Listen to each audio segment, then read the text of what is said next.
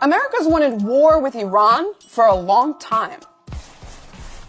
Let's all agree, Trump wants war. A terrorist state, really the #1 terrorist state. Whose chief exports are violence, bloodshed, and chaos. America wants regime change.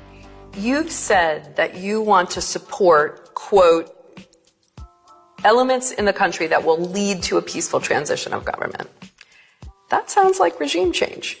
There's a long history of attempts to shake the soil under Iran's leaders. A maniacal fanatic who has slaughtered thousands and thousands of people, calling it executions. We can't have normalized relations with a state that's branded a terrorist state. States like these and their terrorist allies constitute an axis of evil. In fact, America's been at war with Iran for decades now. The CIA overthrew Iran's democracy in 1953. It's been admitted officially. This isn't just some conspiracy.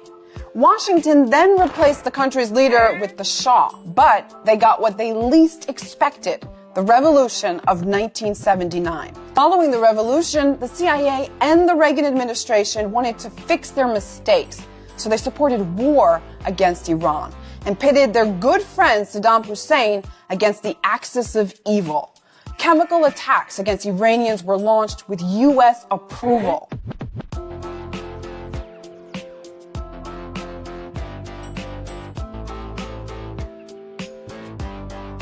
Over 500,000 people are believed to have died. And the plan failed. Iran only strengthened its positions in the region.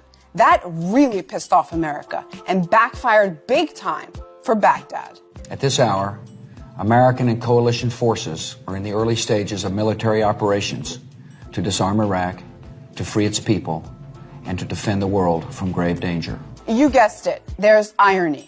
Washington accused the very same Saddam Hussein of using WMDs and got rid of him. The vacuum that followed reignited sectarian violence between Shias and Sunnis, a division that goes way back. It's why mostly Sunni Saudi Arabia is pinned up against mostly Shia Iran.